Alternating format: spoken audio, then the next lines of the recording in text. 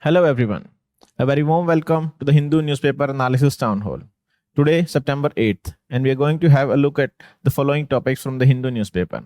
First one, India's FDI story has become complex, where the gross FDI is at good levels of more than $80 billion per year, but the net FDI has fallen to $0.4 billion.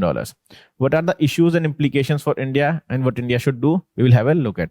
Second, NHRC. NHRC has issued notice to the Madhya Pradesh government over the death of 2 childs due to rat bites in government hospital. Here we will have a look at what are the features of NHRC and functions and limitations.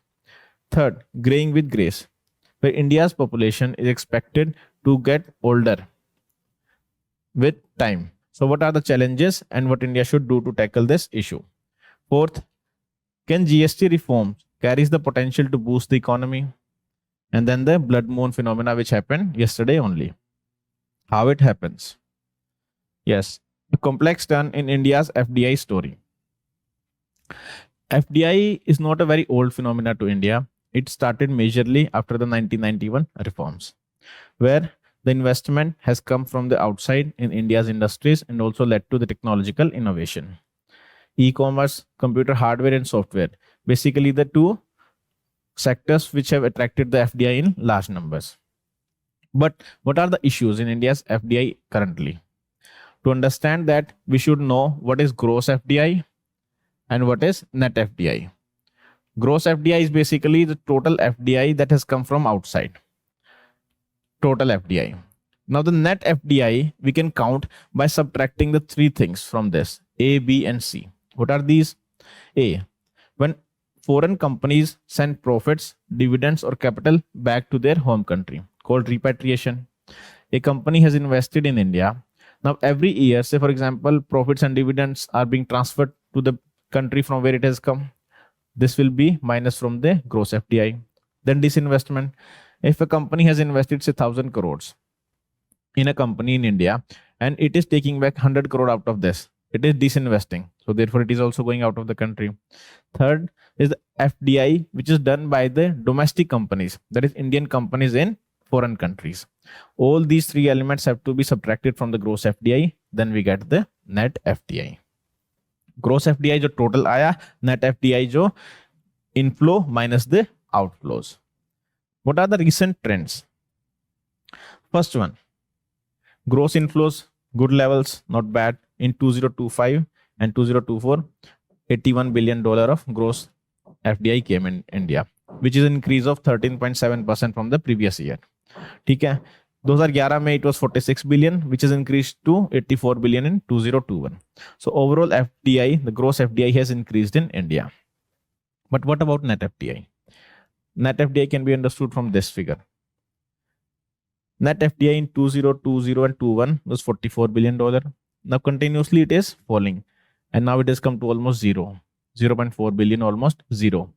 So if question comes in prelims that net FDI in India has been falling since 2020 or since COVID, yes, it has been consistently falling. The statement will be true. Now why this is happening? There is a divergence between the inflow and outflow.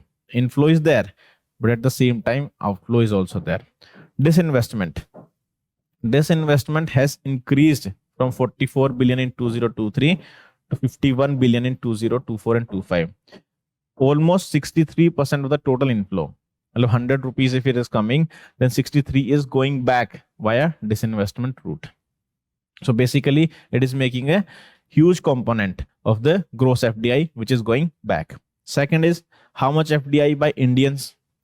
In 2011, that 2011, it was 13 billion only. Indians used to invest around 13 billion per year. But in 2024, this has increased to 29 billion. So both of these components are going back, that is going away from India.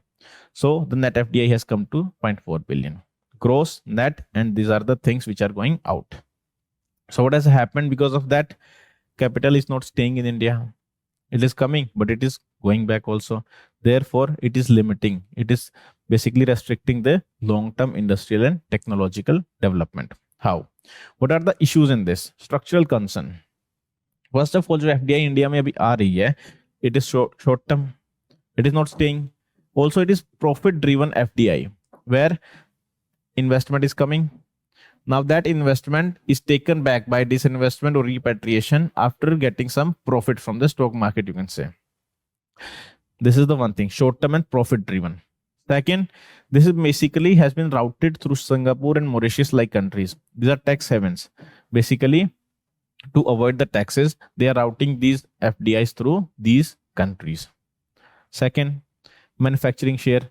FDI's share in manufacturing was huge before, but now it has fallen to just 12%. Okay, so what impact can be there? If FDI's manufacturing is going down, investment is going down, therefore job creation will slow down, because manufacturing sector is labor intensive sector. Okay, third, now the FDI focus, net FDI has fallen, but at the same time its focus has been shifted to the services and rent seeking sectors like finance, energy distribution, hospitality sector, who has very less multiplier effect on the job and innovation. Multiplier effect as in, if 100 rupees are invested in manufacturing, so they can generate employment for say 50 people. But if 100 rupees are invested in hospitality sector, finance or energy, then only 10 people can get employment. So their multiplier effect is less.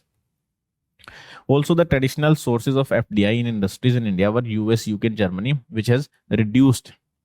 Now the FDI from these countries have fallen. At the same time, Indian firms are also going away from India. They are not investing in India, but they are investing outside. Why? Because of regulatory inefficiencies. So many regulations. Red tapeism is there. Lack of infrastructure. Infrastructure as in energy, roads, digital infrastructure. So lack of infrastructure. Then policy unpredictability. Sudden change in the policies basically demotivates the businesses. So it is basically incentivizing Indian firms to go outside, and they are not investing in India. These are the structural concerns Indian economy is facing, at least in terms of attracting the FDI. Not only FDI, but domestic investment also, domestic private investment. What are the implications of these on India? Growth risk, obviously, like without manufacturing and innovation, what will happen? Jobless growth, unemployment will increase. Macroeconomic concern, like if FDI comes, definitely we are getting the dollars. If we are getting less dollars, the balance of payment will be definitely impacted. Currency will destabilize, it will depreciate further. Declining net inflow weaken India's external account and monetary flexibility also, definitely. RBI has to intervene. Last week also RBI intervened when the rupee slide. Rupee is going down to 88, 89 levels. So RBI has to buy dollars in the market. Buy or sell? Tell me. RBI will buy or sell? RBI will sell the dollars. Why? Understand this. If there is $100 in the market, and this is say 100 rupees in the market. Now, investment is going down. So it has come down to 90. If dollar is less, demand is same. So it will appreciate. So what RBI will do? अपने reserve में से dollar pump करेगा. ये 90 को 10 add करेगा. It will become again 100 so that Indian rupee do not depreciate. This statement can come in prelims as it is. If rupee is depreciating, so RBI is likely to sell dollars in the market. Then also, if investment is going, two things happen. First of all, they are going because they do not have the confidence in Indian economy. Second, it also demotivates other companies, other investors to not invest in India. Basically creates a distrust. So what India should do? Policy reform, regulation, policy consistency, policy certainty. Economic survey also talked about this. Policy certainty should be there. Then opacity should not be there. Logistic cost should be reduced. Energy supply, digital backbone, legal predictability. There should be dispute resolution also. Dispute resolution, dispute redressal, governance, contract enforcement. This is one of the criteria. Earlier, ease of doing business, जो World Bank की report, this one of the criteria was contract enforcement. If companies are coming into contracts, then how it is enforced? There should be proper mechanism. Then at the same time, need to invest in skilling, manufacturing, clean energy, high-rise sectors. So all these things India should focus on. Very important article, prelims as well as mains point of view. Second, NHRC. Basically, the context of this news is in Madhya Pradesh, a government hospital, 2 children basically died because of the rat bites in hospitals. So NHRC has issued a notice to the Madhya Pradesh government. So here our focus is on understanding what is NHRC, what is its composition, appointment, functions, and limitations. NHRC was established under Protection of Human Rights Act 1993. So it is a statutory body. Okay, so State Rights Commission were also established under this. Its major focus is on safeguarding human rights, ensure the protection of individuals' life, liberty, equality, and dignity, which is guaranteed by the Constitution. How many members are there? 1 is chairperson, then 2 other members, then 3 other members, and 7 ex officio members. Total 1, 2, and 3. Total these 6 and these 7. Chairperson must be retired CJI or Judge of Supreme Court. The other 2 members, one should be retired Judge of Supreme Court, and second should be serving or retired Chief Justice of a High Court. Okay, CJI or Judge of Supreme Court, Judge of High Court, Supreme Court, and CJI of a High Court. Then 3 other persons, at least 1 woman should be there out of these, who have knowledge or practical experience in human rights. Then 7 ex officio members. Ex officio members meaning they are members of NHRC because they are members of these bodies. National Commission for Minorities will have 1 representation, SC, ST, women, BCs, and child rights and persons with disabilities. So these 7 will be the ex officio members of the NHRC. President appoints the members to the NHRC. On whose recommendation President appoints? It is a 6-member committee who basically recommend names for the members of the NHRC. It is chaired by the Prime Minister. Who are the members? Prime Minister, Speaker of Lok Sabha, Deputy Chairman of Rajya Sabha. Just remember, Chairman is not there. That is, Vice President is not the member. Deputy Chairman, Union Home Minister, and 2 leaders of opposition from both the houses. The total 6 members recommend the names to the President. They are appointed for 3 years or till they attain the age of 70 years. They can be reappointed, but after the retirement, they cannot take further employment under central or state governments. Powers and functions. NHRC has all the powers of a civil court, basically summoning, witnessing, examining document, and receiving evidences. It can do all. It can visit jails, detention centers. It can recommend compensation and relief for victims of human rights violation. Like in this case, it can recommend compensation to the 2 children by recommending it to the government. Okay, promoting research awareness, and it can also regulate its own procedures, so autonomy is there. But there are some issues or limitations with this. First of all, it can inquire into any case which is not more than 1 year old. अगर कोई case 1 साल पहले हुआ है तो NHRC cannot inquire into this. Second, the recommendations made by the NHRC are not binding on the government. It is up to the government whether to accept them or not. Also, in case of armed forces, they have very limited powers.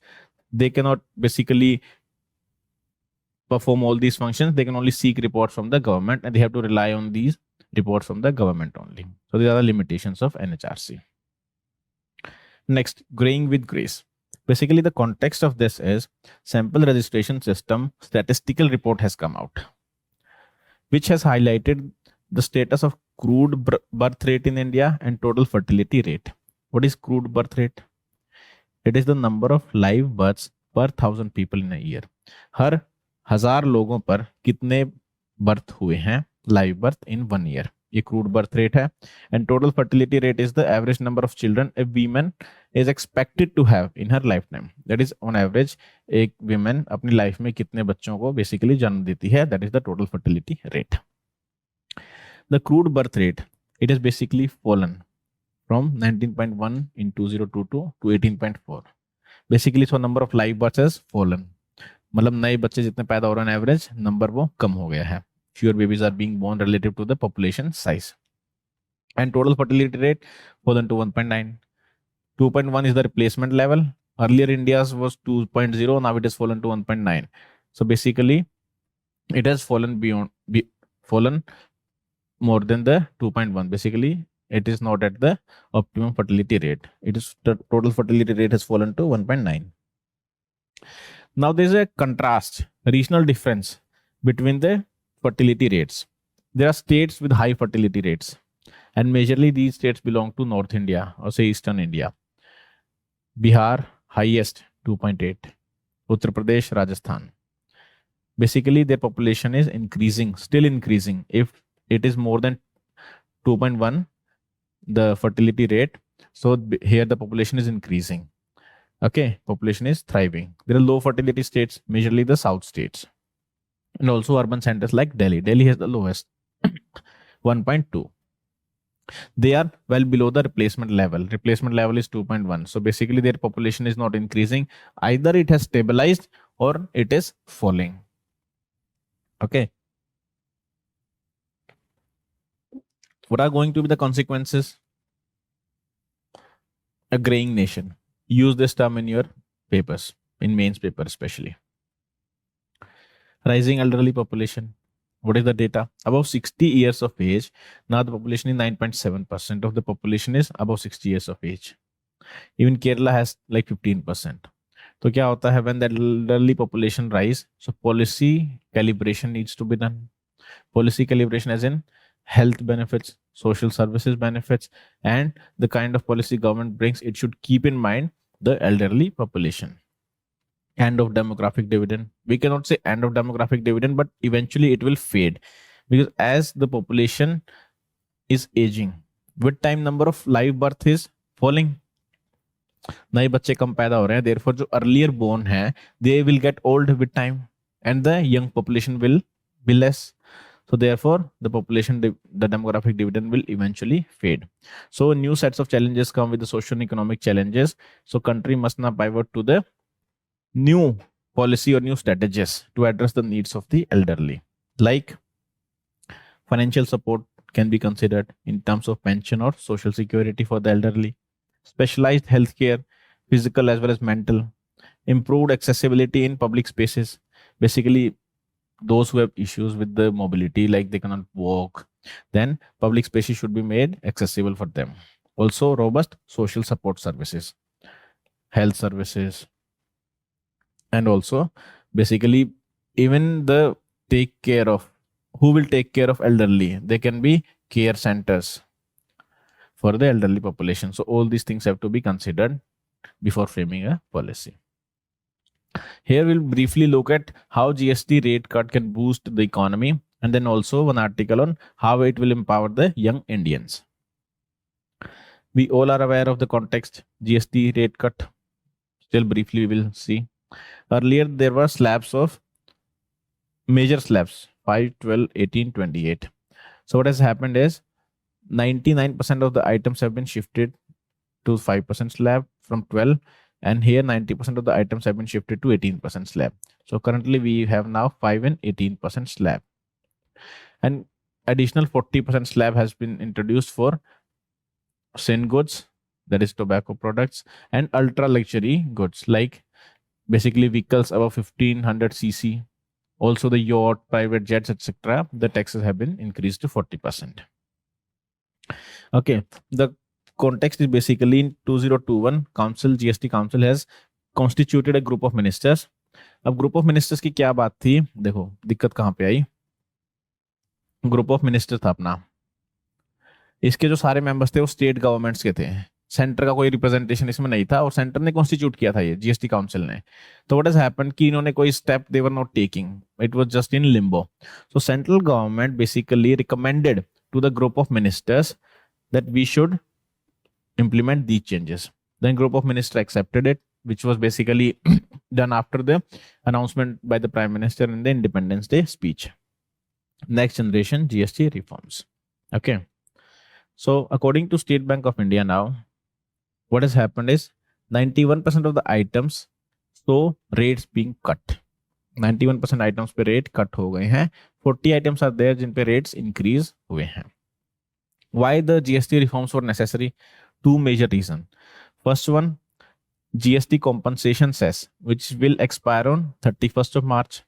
Now government had two options, either to continue with the cess or it introduced some changes so that the taxes which were coming from the cess can be compensated.